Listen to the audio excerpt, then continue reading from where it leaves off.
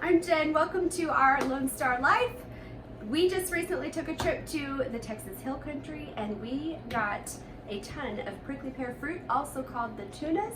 So we're going to show you how to make a jalapeno prickly pear jelly today. Okay, so the first thing we need to do is we're going to be canning this jelly today. So we're going to get our jars in the oven. So you want to preheat the oven to 250 degrees. This is my favorite way to sterilize my jars and my lids because I don't have to have another pot on the stove. So they'll be ready for us when we're ready for them. Just like that. Okay, so for this recipe, this is about 20 jalapenos. Anyways, we're only going to use about 10.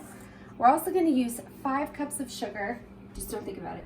Just don't think about 5 cups of sugar. It's a lot of sugar. It's fine. We'll use 1 package of Sure Gel, lemon juice, apple cider vinegar, and 2 cups of prickly pear syrup. So let's get started processing our jalapenos. You want to devein and de-seed them. We don't want to like scare anybody with how hot this jelly is. So we're gonna just cut them in half and scrape out the seeds. And we'll put these in the food processor to do the rest of the work. So we want little bitty tiny pieces all throughout our jelly. We don't want big chunks.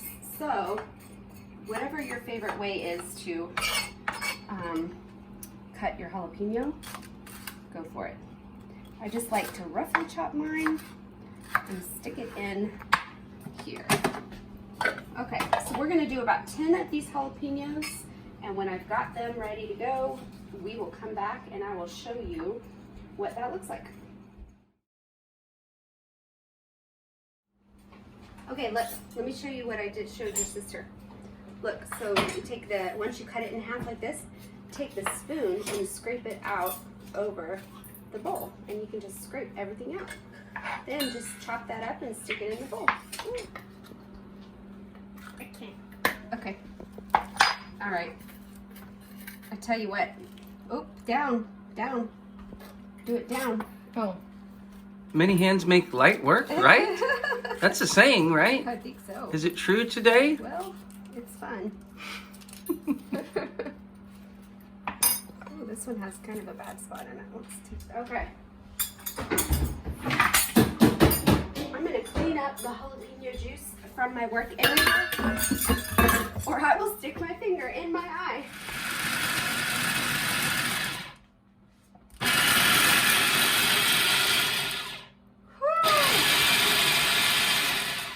Don't breathe directly over the jalapenos.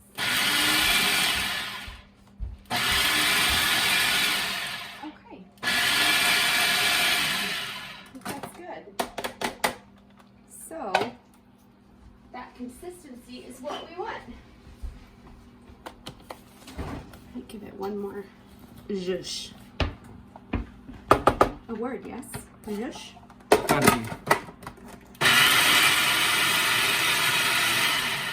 All right. I love it. So, we've got our jalapenos ready for us. All right. All right, so we need in our pot 2 cups of prickly pear juice. Do you want 2 cups in the cup? You know, it's not an exact science. All right, so 2 cups of juice. All right. 1/4 cup of lemon juice. Lincoln, do you want to pour this in the pot? Go. Pour Behind it you. into the pot. Mm-hmm.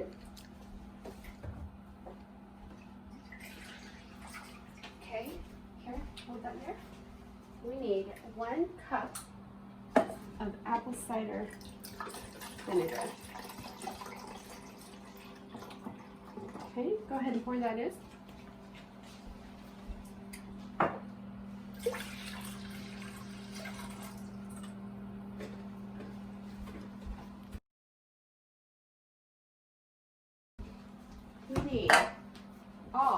jalapenos. It's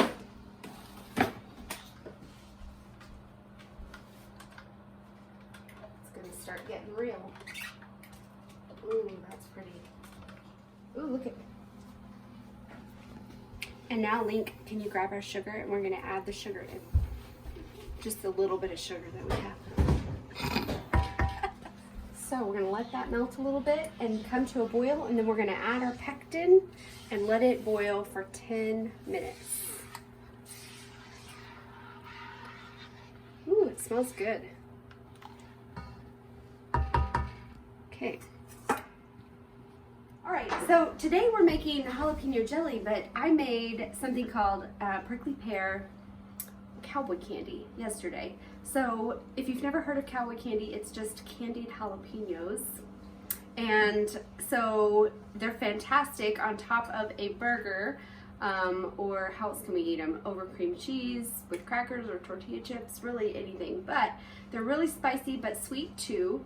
And so I used that prickly pear juice along with the sugar and a little apple cider vinegar and the jalapenos and made cowboy candy. So that was fun too. And I think it's pretty. That's not what we called cowboy candy when I was growing up. I don't really want to know what cowboy candy was when you were growing up. Our jalapeno prickly pear mixture is almost to a boil. So I'm going to add 1 package of just pure Sure-Gel.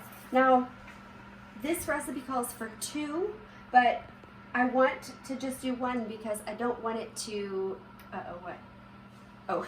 don't want it to be too thick, because we want to keep it a little bit thinner so we can put it over pork chops or cream cheese or things like that. We don't want it to be as thick as a real jelly. So we're going to go ahead and add this in and bring it to a boil, and we're going to boil it for 10 minutes. It smells so good. What would you call this color, babe? Is it? I would say fuchsia. Maroon. It's fuchsia, people. It's fuchsia.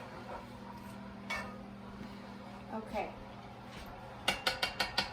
I'm going to keep stirring so it doesn't burn on the bottom. And then we're going to get our hot jars ready to go so we can put it in our water bath canner. Now we're going to water bath can this for 10 minutes at our altitude. So obviously we're in Texas, so we have no altitude. So 10 minutes in the water bath canner, and then we're going to pop it out, and it's going to be done. What'd you do? I touched my eye. Don't touch your face. Okay, look at how it's really lightening up. And it's getting nice and frothy.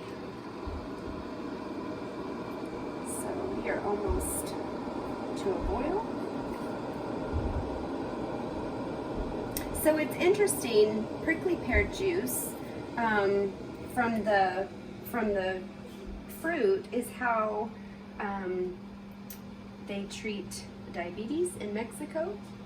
People have been drinking it for a long time as kind of a home remedy for all sorts of things, for stomach aches, and it stabilizes your blood sugar. Probably not after adding 5 cups of sugar, but the juice itself, without the sugar, is supposed to really stabilize your blood sugar. The cactus, the prickly pear cactus itself, is used in a lot of like beauty products. So it has an oil in it that is really good for your skin. So might as well get every bit of benefit we can from it. A lot of people don't know where to start when it comes to prickly pear fruit because of all the thorns and the seeds. And so if you can get past all that and get to an end product to be able to use the juice, then it is a great way to make gifts and things for other people, or just to have for your family. So, all right, we're just about done. So I'm going to get my jars ready, and then we are going to get them in the water bath can. Okay, so we're ready to fill our jars. And you kind of want to make sure as you're filling them, because we have all those jalapeno pieces in there, that you're kind of giving the mixture a good stir every time you fill the jar. That way you get an even amount of jalapenos in your jar. So we want about a 1/4 inch headspace at the top. So just about right there. How many pints is this batch gonna do? You know, I just don't know. Not that many. We're gonna go until we run out. She wrote we're gonna get that out of the way. So if you wanted to use this last little bit, does the can have to be full? Yes. It does have to be full? I need some paper towels. Let me go grab some. She's gonna get some paper towels. She'll be back. Look at there's the dog. This is the fat yellow dog right there. You know what she does? She does that. And occasionally during duck hunting season, we go duck hunting. Okay. Now let's grab some plain old vinegar. And as any good canner knows, before you put your rings on, you gotta give it a little wipe.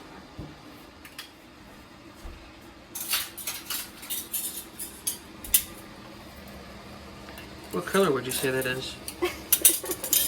Maroon. I think it's purple. Ooh, it's hot. You just want these finger tight. Don't get them super tight. Now these little ones probably would go for less, but I'm going to go ahead and run them 10 minutes. It's not going to hurt them.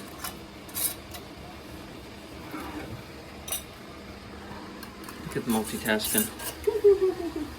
I didn't even know she had that going. Mamas can multitask. Okay, let's get these in a canner.